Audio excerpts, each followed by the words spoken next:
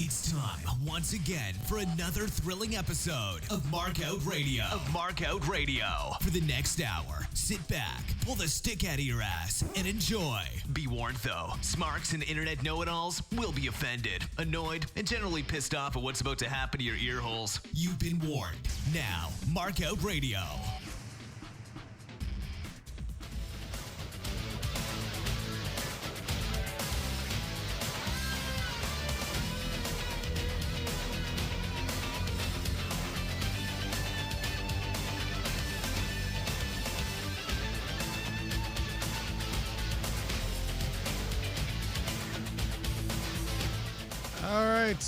Welcome back to another episode of Markout Radio. Boy Dark Fox here with you again this week.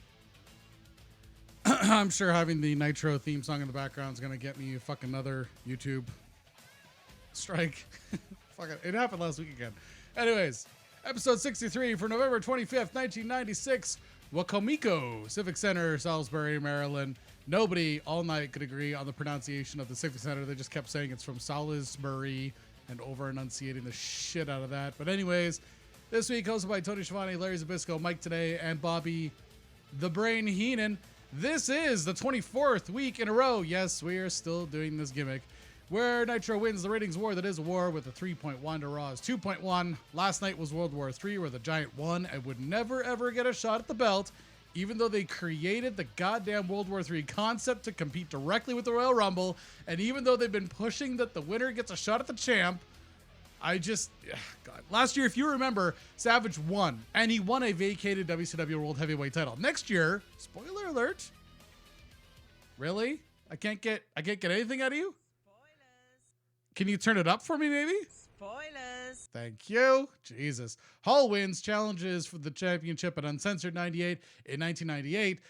The last year WCW had this pay-per-view because WWF was successful in yet another lawsuit against them. Nash would win and challenge at Starrcade 98. Now, listen. Let's talk briefly about this lawsuit. It reached its conclusion in early 99. 3 days after World War III in 1995, Titan Sports filed a lawsuit against Turner Broadcasting System for copyright infringement. Titan owned the rights, or the trademark, to the Royal Rumble name and the concept. Their claim was that World War III wasn't different enough to not be in violation of that copyright and trademark. In 1996, though, TBS became Time Warner, so the lawsuit had to be refiled and ended up at the bottom of the pile again. This was just a happy coincidence. It wasn't done on purpose, I assure you. That Time Warner merger was one of the largest media deals of the time, and WCW was a teeny tiny little piece of that. In 1998, Titan Sports would legally change their name to World Wrestling Federation, Inc. The purpose of that was that Vince had at that point bought everybody else out of their interest in Titan Sports and wanted to rebrand his company. The World Wildlife Fund, though, sued them for breach of contract. The Wrestling Fed and the Wildlife Fund reached an agreement in 1994 that no one seems to have access to, but essentially what it boiled down to was that WWF could continue using the old school WWF logo, but wouldn't be allowed to come up with anything new, whereas World Wildlife Fund could do whatever the fuck they wanted, essentially. But again, can't find any fucking can't find any legal documents, despite the World Wildlife Fund being a registered charity and having to divulge that shit to any Freedom of Information request. If you do submit an FOI to the Wildlife Fund for this alleged agreement that existed between Vince and the World Wildlife Fund, they will just drag their fucking heels until you get so fucking frustrated that you just say, fuck it. All right, whatever. But here's the thing. They had to do that in England. They didn't file the lawsuit here. They filed it in the UK courts. Anyways, the World Wrestling Federation changed their name to the World Wrestling Federation Entertainment. They took the F out of their logo, which at least played into the Attitude Era. Once all of these distractions are out of the way, though, the WWE leaned heavy into their lawsuit with now Time Warner, which is kind of ballsy for Vince because at the time he was bleeding cash and it's Time fucking Warner. But eventually they were awarded precisely $0, but WCW had to stop using the World War III concept because, again, Time Warner had this little WCW brand in their fucking company portfolio that was like teeny tiny until it started creating problems like this. And then it becomes part of everyone's attention. And that will only serve to make things worse for all of us going forward. Revisionist history is fun for the whole fucking family because Eric claims that this was a victory because he didn't even like the World War III concept, even though it was his fucking concept in the first place. Jesus Christ. On this episode of Nitro, though, there was $38,365 gate with 3,278 in attendance. We've got no idea how many paid to actually be there. At this point, WCW was pretty over and would give away between 5 and 10% of the tickets for media promotions. It's fairly common practice today to budget for about 10% of your gate to be promotions. Unless you're like the Rolling Stones or Garth Brooks and you don't need radio stations to push ticket sales for you, they'll do it voluntarily. This show kicks off with Tony and Larry recapping still images of World War III and Piper signing the contract to face Hogan at Starrcade. They moved on to promoting the U.S. title tournament starting tonight and will wrap up at Starrcade as well. Start off the matches tonight with a U.S. Championship Tournament qualifier round. Lex Luger versus Arn Anderson ends in a no contest. 3.5 out of 5.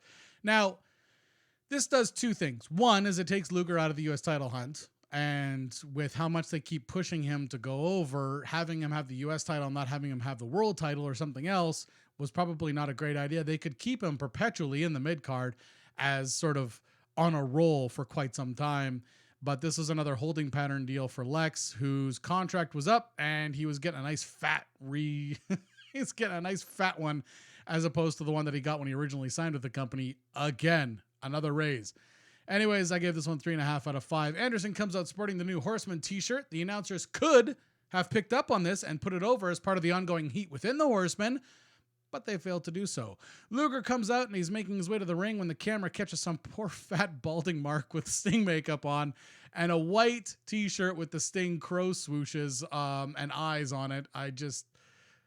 These poor bastards. I got nothing. You are a big Mark. Tony shoots on Larry again about last week's outsider altercation, threatens to leave him back in the announce position, which sort of was an empty threat, but not really because Larry couldn't carry the show by himself. Then I had to come out and help him. But anyways, there's a commercial break about 7 minutes into this match, followed by Luger botching a spot, following Anderson into a whip into the ropes. Anderson raises his knee. Luger sells it as gives Anderson the opening to take over and allow the heat to build for him. Not a bad adjustment after a fuck up, and kind of surprised me that Luger, not that he botched, that's not something that's very surprising, but the fact that he actually recovered in style. It was actually pretty impressive. Giant comes out to cut a promo claiming the U.S. title is his. He's not even in the tournament, which is another oversight. Now, you might be asking yourself, why isn't the Giant in the U.S. title tournament? Why wouldn't he get a shot at Hogan? Well, apparently your ego can be even too big for Hogan to handle. I'm not playing it. You have to play it. All right, thank you. Jesus. Apparently he pissed off Hogan backstage, so it doesn't matter how little this makes sense. Instead of burying him with a program like a normal booker would, they just let him go out there and cut embarrassing promos, let the announcers try to figure it out, and how to make this all make sense. Now, Sullivan was hot on the Giant, and so was Bischoff, but when the Golden Goose, who has creative control over his own character, speaks, you do. Mark Curtis has no choice as Luger gets Anderson up in the rack on the outside of the ring and calls for a double countout at 7 seconds, and then calls for a double countout at 10. 0.0. I mean, overall, it was a pretty solid match. Again, 3.5 out of 5. Told a good story and got the crowd into wrestling, so Sullivan's stance that you have to start a wrestling show with a wrestling match stands, although we're going to come back to this a little bit at the end of the show here. Back from commercial break, it's time for a still image slideshow from World War III, voiced over by Tony and Larry, followed by an NWO promo, which starts off as Bischoff leading the Outsiders, Giant 6, and Vince down to the ring. His mic doesn't work on the broadcast. It just works in the arena, which is awesome. Thank you, production. Now, Eric's promo has a lot of iconic lines in it that get used in a lot of NWO retrospectives. But let's talk about how this NWO gimmick has gone off the rails a little bit. Let's look at it in terms of business, because Eric likes to talk about business, the business of being cutting edge. The business of being the NWO. The business of being fucking Eric Bischoff, who can't, for the life of me, I can't understand, couldn't sell a fucking energy drink to Americans. Anyways, there's a hostile takeover brewing, so the president of the company decides to throw into the company taking over. Cool, pretty common practice there. Then that new company, which still hasn't taken over despite having the president, the money guy, the new blood, all under their umbrella, are going to give the rest of the old company 30 days to join the new company, or you will be branded the enemy. It's a little bit like reality TV version of how the Time Warner merger happened. Actually, that's exactly how the Time Warner merger happened.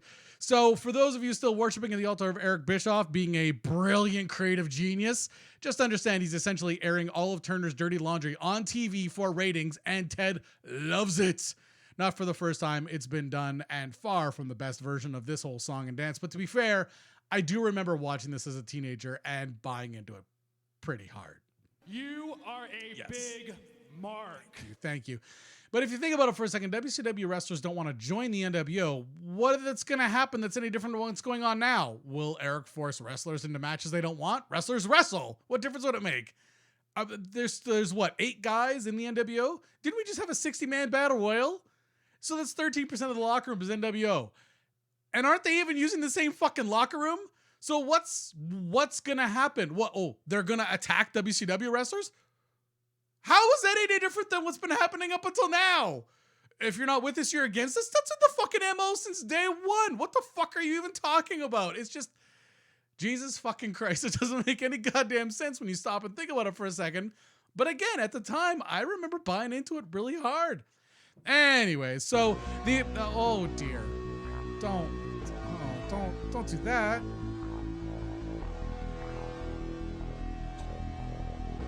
You just love getting me in trouble, don't you? Okay, the American males come down to ringside. No, they do not have their theme song on. Turn it off. Can't hear me anymore. American males, American males. It's the last time I'm going to be able to play this, by the way, in good conscience. Anyways, Bagwell comes down and joins Riggs gets his neck broken by Bagwell. Now, it would have been the perfect opportunity here for the Outsiders to cut a promo on Page saying, now do you get it? Because it would have tied together weeks and weeks of this whole Marx Brothers routines of these guys doing promos saying, he doesn't get it. Oh, you mean he doesn't get it? Yeah, he just doesn't get it. No, he doesn't get it. Now do you get it? So you could have all of that could have made sense with literally 5 words. Like, just let Nash, he's already got the fucking microphone in his hands. Just say, hey, Page, now do you get it? And listen, DDP's got the next match. He's going to cut it after the match promo. He could have said in that, hey, now I fucking get it. But he didn't. He just said, he danced around saying, now you get it. I mean, Jesus Christ, you're going to lean in that hard on playing this fucking Marx Brothers routine for weeks on end and then not give people the payoff. It's no wonder people were getting shit on. It's just like the production staff, the bookers, like the whole back office is getting shit on all the time because the wrestlers who are running the fucking show here aren't doing the fucking lines to end and tie things together. Listen, I know that Eric couldn't give 2 shits because as long as it doesn't affect him, he doesn't really give a rat's ass. But Sullivan actually legitimately has OCD issues. I can't imagine he's not backstage losing his shit. Well, then again, maybe he's just watching Nancy and Chris make out or something. Anyways, like I said, after this, DDP defeats Disco Inferno with a diamond cutter. I gave it 1 out of 5. It was just the battle of Eric's buddies. Essentially just another job match for Disco. After this, there's an in-ring promo of Gene and DDP. He addresses all of Gene's questions for a change, doesn't dance around him this time, but he still doesn't confirm or deny whether he's going to join the NWO. Overall, though, it was an okay promo. I just felt like it was a wasted effort to not have the get it line in there somehow. Back from break, Tony tells us again about the website while Larry reveals that he can't even start a computer. The fucking, like, you look back on the 90s and you think, yeah, it was a thing. The internet was in its infancy. Everyone still had all these great grand dreams of what the internet would become. I mean, we all kind of know what it is now, but I mean, back in the mid 90s, holy fucking shit. The wrestling company's got a website.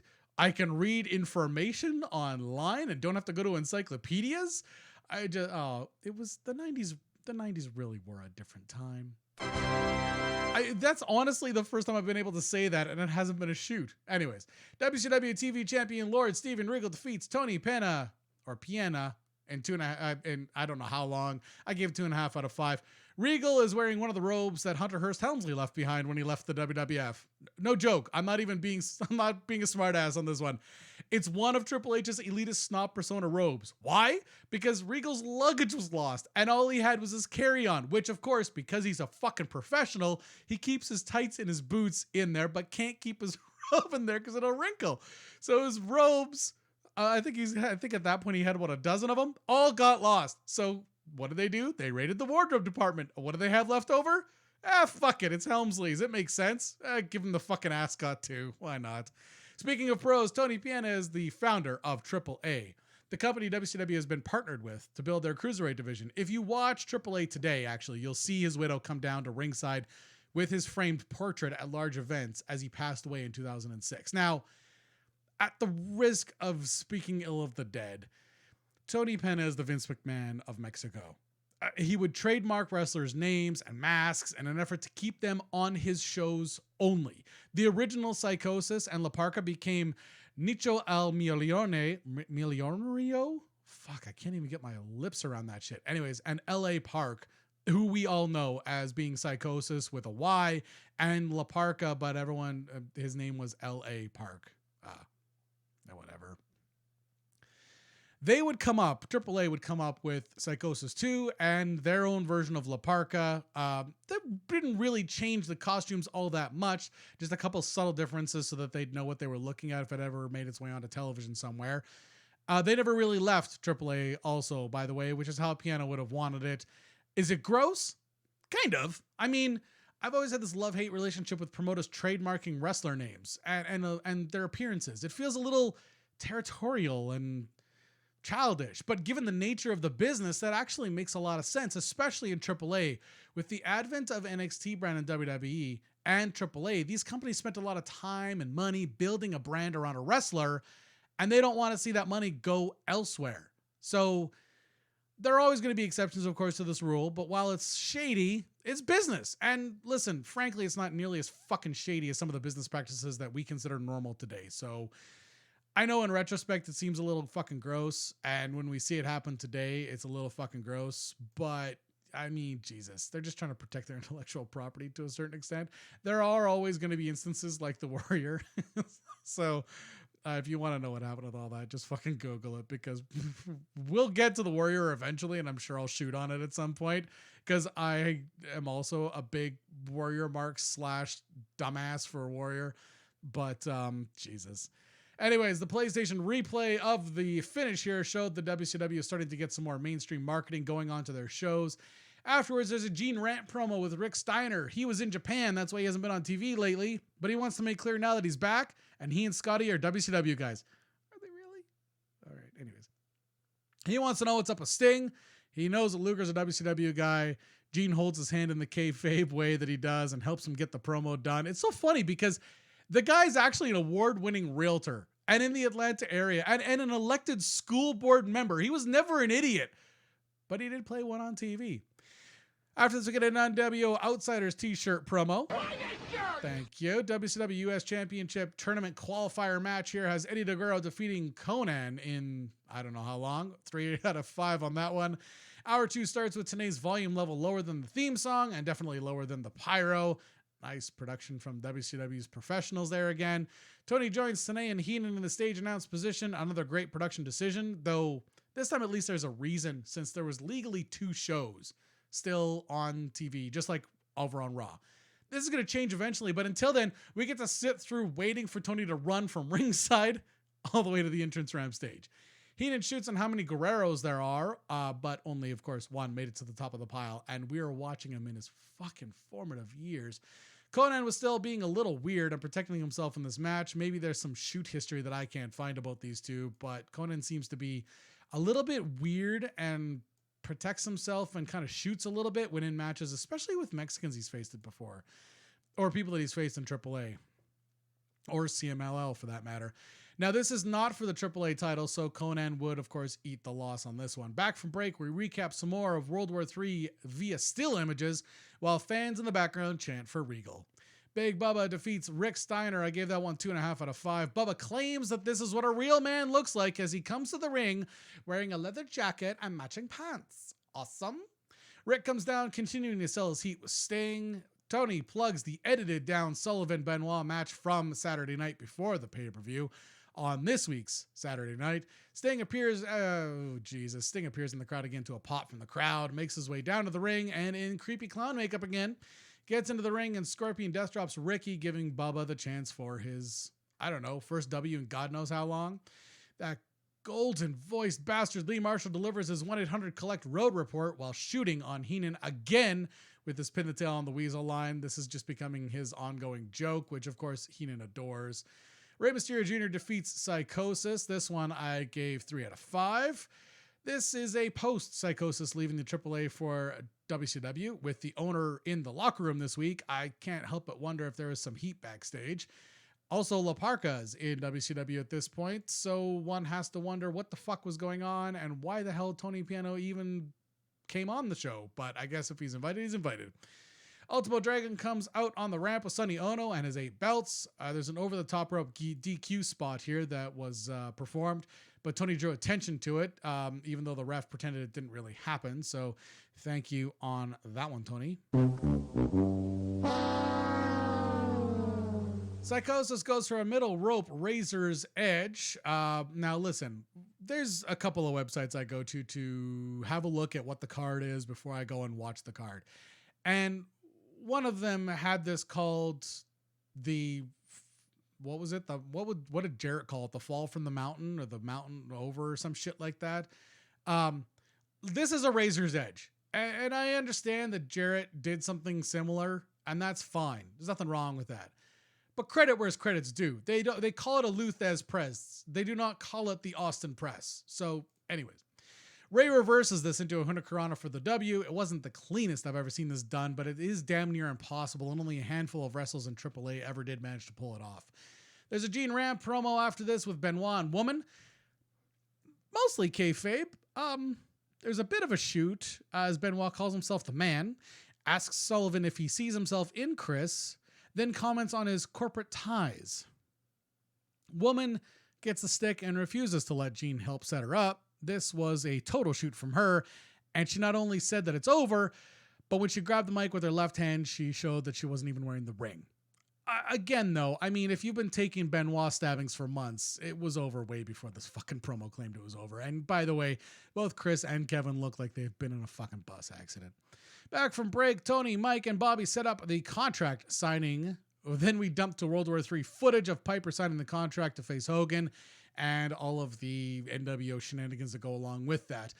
Again, now Eric will claim that little things like putting the tartan cloth on the table in the ring were their little way of making sure Piper knew this wasn't going to be a rib or that he wasn't going to get fucked. Now, knowing Hogan, Piper was always on guard during his time in WCW, and some people may call that paranoia.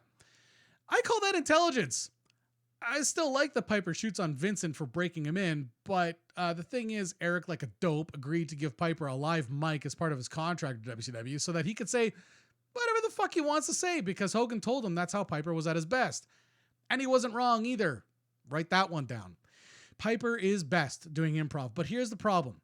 When you've got the mic skills of Hogan and Bischoff, meaning that you need writers and bookers to help you work on and practice your fucking promos, going improv for a fucking promo is not the best idea if you don't want to look like a slack-jawed fucking idiot. After this, Jeff Jarrett defeats Alex Wright. I gave that 3.5 out of 5. The gyrating twink never seems to get much of a chance to actually wrestle, so we often forget that he can actually work.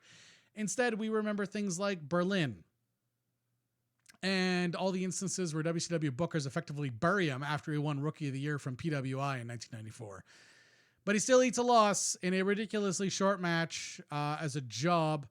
I mean, here's the thing. When I mentioned at the top of the show that we'd talk about this again, that first match, if you had given this match another 5-10 minutes and put this one at the top of the show, that would have been fucking excellent. There's no reason why Luger and Anderson couldn't have had their fight later on in the match. If you had Jeff Jarrett and Alex Wright start your show, that would have been a fucking wrestling match. Anyways, the announcers now recap World War III, the match itself, via still images. To conclude, Bobby and Tony say that if the Giant doesn't get a shot at Hogan, then Hogan, according to Bobby, is snowing him, which is, unfortunately, Heenan is becoming more and more prone to breaking kayfabe because it's being encouraged, of course, by the smiling idiot. Snowing somebody is keeping somebody out in the cold or denying a wrestler their chance to move up the card in an effort to protect your spot. So Hogan is snowing the Giant. And that, my friends, is a fucking shoot, because it's exactly what's fucking happening. After this, Faces of Fear versus Harlem Heat ends in a no contest, 3.5 out of 5 on that one. Tony shoots on Brain's continued use of the words humanoid. I liked the humanoids. I know it got overused. It got overused a lot on TBS. So when he tried to bring it into Nitro, it just kind of, I didn't go over as big as it did before. The Faces of Fear pull off that awesome high back body drop into a power bomb. Though this time it looks a little less awesome. First of all, Barbarian's back is to the hard cam, and he didn't quite catch Booker properly. So it's not the best version of this. But again, I'm a little bit dismayed that this doesn't have a fucking name. Listen, if you know what the name of this fucking move is, please shoot me an email, mlrmarket@gmail.com, or tweet me or Facebook, whatever the fuck else the producers got this shit on. Anyways, the ref doesn't bother hiding that he's calling for the go-home from both teams as he scurries from one corner to the other. Seconds later, the NWO come running out with Hall, Nash, Giant, Vincent, Six, and Bagwell to lay a beating on everyone. Giant chokeslams Booker and then Ming before the show goes to black with the black and white in the ring. Overall, I mean, the show was pretty good. So was Raw, though, this week. Both shows would see a spike in the ratings next week as a result.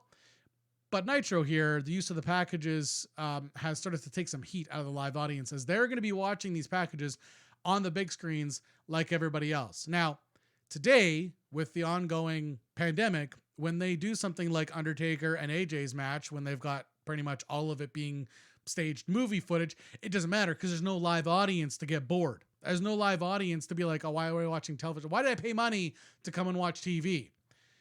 But when you're at an actual show, a live wrestling show, and you have to sit through 50 minutes of television at an event where you paid money to go see, I'd be pissed off too. Anyways, it makes the crowd a little bit cold as a result.